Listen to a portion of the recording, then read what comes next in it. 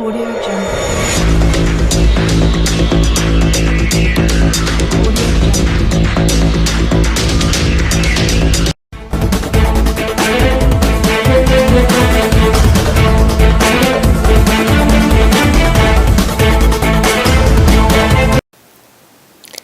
The Gold Key by Sexton. The speaker in this case is a middle-aged witch, me tangled on my two great arms, my face in the book and my mouth wide, ready to tell you a story or two. I have come to remind you, all of you, Alice, Samuel, Kurt, Eleanor, Jane, Brian, Mario, all of you, draw near. Alice, at 56, do you remember? Do you remember when you were read to as a child? Samuel, at 22, have you forgotten the 10 p.m. dreams where the wicked king went up in smoke? Are you comatose? Are you under sea? Attention, my dears, let me present to you this boy. He is 16 and he wants some answers. He's each of us. I mean you. I mean me. It is not enough to read Huzzah and drink clam chowder. We must have the answers. This boy has found the gold key and he's looking for what it will open. This boy, upon finding a string, he would look for a harp. Therefore he holds the key tightly. Its secrets whimper like a dog in heat. He turns the key. Presto! It opens this book of odd tales which transform the brothers Grimm. Transform?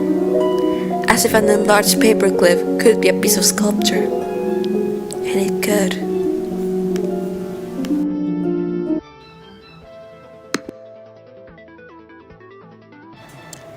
The poem The Gold Key by Sexton is about a witch talking to a group of adults, trying to remind them what it's like to be children. A little history about the poem. The Gold Key was published in 1972 as the opening poem to Sexton's book, Transformations, a book of retellings of classic fairy tales in a poem. As the first poem, this helps the reader, presumably an adult, open that feeling of wonder and amazement that will develop while reading the book, so that they can read it like a child reading a fairy tale. To achieve this feeling upon the reader, the poem uses two literary techniques, metaphor and structure. The first one is the dominant metaphor of the poem, which is the gold key itself. The gold key is repeated several times in the poem, and it's a symbol for curiosity and imagination. The only one who possesses the ability to hold the key is the 16-year-old boy the witch talks about. By trying to remind the adults of their experiences as children, this witch is trying to ignite that feeling of curiosity and imagination upon the adults that have forgotten how to feel it. As the witch is talking about the child, he says, upon finding a string, he will look for a harp. Therefore, he holds the key tightly. What this line does is that it explains that to hold the key, you need to be able to look at things in a whole different way. You need to be able to have imagination and be able to access it to be able to hold the key. Imagination is one of the main elements of the key, but not the only one. Also, when explaining about the child, the witch says, the boy has found a gold key and he is looking for what it will open. This also explains that it is not only imagination that lets the kid hold the key. It is also curiosity and the willingness to find what it will open.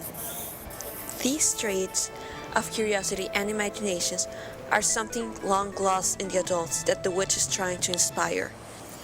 What the key opens is a new world, a world of wonder and amazement that can only be accessed through the key. It can only be accessed if the person has imagination and has curiosity, because it reveals something new, not visible to the naked eye. This is what the poet wants to say, and through this it inspires amazement and wonder, the feeling that she wants to inspire from the readers as they look through the book and as they look through the poem itself. Because of the metaphor of the golden key, the author successfully inspires the feelings that she wants to inspire in the reader. Another way she inspires these feelings is through the structure of the poem. The structure of the poem mimics the structure of a fable or a fairy tale for grown-ups. The poem has a clear beginning, middle, and end. The beginning also acts as exposition, as it exposes the setting and the characters. There are 8 characters in the poem, plus the boy we meet later on. 9 characters is a lot for a conventional poem. However, it is perfect if you're mimicking the structure of a fable, as fables tend to have several different characters. The middle of the story is also the action. Here is where the witch is actually talking to children and telling them a story. This mimics the action of a fairy tale, as it involves the characters doing physical actions. The end of the poem is also the conclusion of the action, where the kid finally finds what the key opens and he opens this new world. Not only this, but it is also the Aesop of the actual poem. The witch says it is not enough to read Hesa and drink clam chowder. We must have the answers.